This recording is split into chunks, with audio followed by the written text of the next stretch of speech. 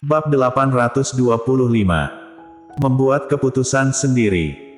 Jangan khawatir, aku tidak punya keadaan khusus di sini. Jaga baik-baik Glenn dan dirimu sendiri. Kita tidak bisa menahan bergumam, berbohong saja kamu, jika tidak ada situasi khusus, kenapa kamu tiba-tiba menjadi Anisong? Aku mencarinya hanya karena dia adalah kerabat Colden, dan aku ingin dia merangsang ingatannya, tidak ada yang lain. Pernyataan ini membuat Gita ragu, benarkah? Hanya itu. Audrey Han menghela nafas, aku hanya punya cara ini, atau kamu punya cara yang lebih baik? Gita, tidak. Keduanya mengobrol sebentar, dan Gita terus bertanya, akan segera tiba tahun baru. Kamu benar-benar tidak kembali untuk menghabiskan tahun baru dengan Glenn, juga berkumpul bersama. Mendengar itu, hati Audrey Han sedikit tersentuh.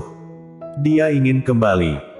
Tidak ada ibu di dunia yang tidak merindukan anaknya, tapi dia tidak yakin apakah akan ada perubahan dalam situasi saat ini, tetapi melihat Gita selalu bertanya, hanya bisa menjawab, lihat situasinya lagi nanti. Jika diizinkan, aku akan mencari waktu untuk kembali merayakan tahun baru. Dia dulu menolak secara langsung, tetapi sekarang dia telah mengubah pendapatnya. Gita langsung berpikir bahwa mungkin situasi Audrey cukup baik. Bukankah itu hal yang baik baginya untuk mengajak Glenn mencari Audrey untuk merayakan tahun baru? Memikirkan hal ini, Gita berkata dengan gembira, baiklah, aku dan Glenn, serta kakakmu menunggu kabar baik darimu. Iya, rumah keluarga Yuchi. Kemana kamu pergi? Ye Colden masuk pintu, para pelayan di ruang tamu semua disuruh pergi oleh Jerry Yuchi, dan hanya dia yang duduk di sofa. Ketika Colden Ye memasuki pintu, dia bertanya dengan suara dingin. Langkah kaki Colden Ye terhenti, mengingat adegan bersama dengan Audrey Han, dan memikirkan situasi Jerry Yuchi di telepon sebelumnya. Sepertinya dia menipu dia, Colden Ye mengatupkan bibir tipisnya, dan berjalan menuju lelaki tua itu dengan langkah mantap. Kakek. Jerry Yuchi mencibir, kamu masih tahu aku kakekmu. Colden Ye mengatupkan bibir, tetap diam. Kemana kamu pergi? Aku pikir kamu bekerja lembur di perusahaan akhir-akhir ini, tetapi ketika aku bertanya hari ini, aku mendengar bahwa kamu pulang kerja tepat waktu setiap hari, kamu tidak tinggal di perusahaan, kan? Colden Ye mengangkat matanya, aku sudah dewasa. Bahkan jika tidak tinggal di perusahaan untuk bekerja lembur, juga memiliki kehidupan sendiri kecuali di perusahaan, apakah aku hanya bisa tinggal di dalam rumah? Jerry Yuchi. Dia mencibir, kenapa dengan tinggal di rumah, kakekmu sudah tua. Kamu tidak ingin menemani kakek lagi. Sejujurnya, Colden Ye benar-benar tidak memiliki perasaan yang kuat untuk kakek di depannya. Meskipun dia mengatakan pada dirinya sendiri bahwa dia adalah kakeknya ketika dia membuka matanya dan menanamkan beberapa kenangan ke dalam dirinya, dia juga mempercayainya. Tapi Colden Ye sama sekali tidak dekat dengannya, terutama ketika dia mengendalikan dirinya dan ingin dia bertunangan dengan Merlin Duanmu. Colden Ye hanya ingin menjauh darinya. Yah, kalian anak muda, aku mengerti bahwa kamu tidak ingin terlalu banyak bersama dengan orang tua sepertiku. Tapi untuk gadis baik seperti Merlin, yang dibesarkan sebagai permata di telapak tangan keluarga Duanmu sejak dia masih kecil, bagaimana kamu bisa menolaknya? Ketika membahas Merlin Duanmu, mata Colden Ye menjadi lebih dingin, dan nada suaranya kasar, lalu kakek berpikir bahwa aku tidak tertarik padanya, tetapi aku masih ingin menggantungnya. Jerry Yuchi. Dasar anak nakal, bisakah kamu berbicara? Diam jika kamu tidak bisa berbicara. Colden Ye. Apa yang disebut menggantungnya? Kamu tidak tertarik padanya, tetapi kamu belum menemukan kebaikan Merlin. Ada apa dengan Merlin? Dia cantik dan berbicara berbagai bahasa. Dengan tingkat profesionalnya, selama kamu tinggal bersamanya, itu akan sangat membantu karirmu di masa depan. Colden Ye. Kenapa kamu tidak bicara?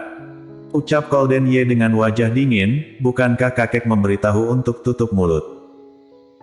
Jerry Yuchi hampir kesal olehnya, memegangi dadanya, anak nakal, aku pikir kamu ingin membunuh kakekmu ini. Dia menghela nafas, dan menunjukkan tingkah yang menyakitkan. Golden Ye merasa tidak berdaya, dan meremas pelipisnya yang sakit, ketika kepala pelayan menelepon barusan, bukankah mengatakan bahwa kamu kembali ke kamar?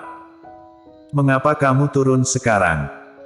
Mendengar ini, Jerry Yuchi menyadari bahwa dia telah ketahuan, dengan cepat duduk tegak, mengapa? Jika aku tidak mengatakan itu, apakah kamu akan kembali? Golden Ye, kakek, aku tidak akan bertunangan dengan Merlin Duanmu. Apa yang kamu bicarakan? Kakek mengatur pernikahan terbaik ini untukmu. Melihat dari semua orang, hanya latar belakang dan karakter keluarga Merlin Duanmu yang layak untukmu. Jika kamu tidak menikahinya, apakah kamu ingin kesepian seumur hidup? Kesepian selamanya? Tidak. Golden Ye mengingat tingkah Audrey Han, dan kekesalan di antara alisnya sedikit menghilang. Intinya, aku tidak akan bertunangan dengannya, tidak peduli berapa kali kakekku mengatakannya, aku tidak perlu bergantung pada wanita untuk karirku. Jika kakek merasa aku harus mengandalkan seorang wanita untuk menstabilkan karir, maka kakek dapat menemukan ahli waris lagi. Dia tidak tertarik pada kekayaan ini.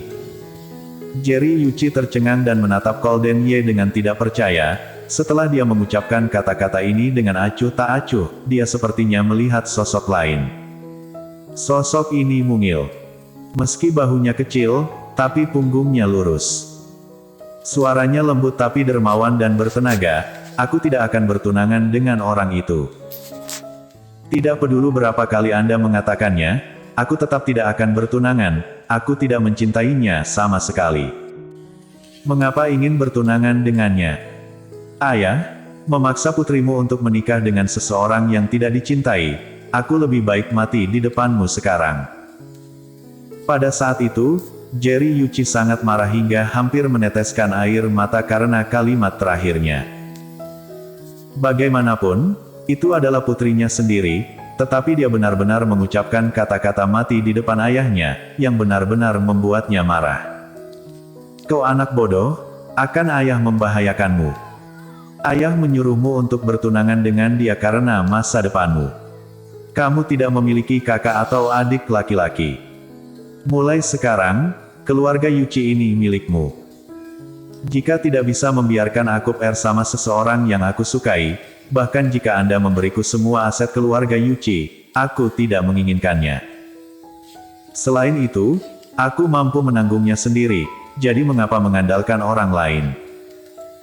Saat itu, ibu Golden Ye, juga putrinya, Aileen Yuchi, mengucapkan kata-kata ini di depannya dengan cara yang sama. Tanpa diduga, beberapa tahun kemudian, putranya akan memiliki temperamen yang persis sama dengannya. Kejahatan apa yang dibuat ini? Memikirkan Aileen Yuchi, ekspresi di mata Jerry Yuchi menjadi lebih tua dalam sekejap.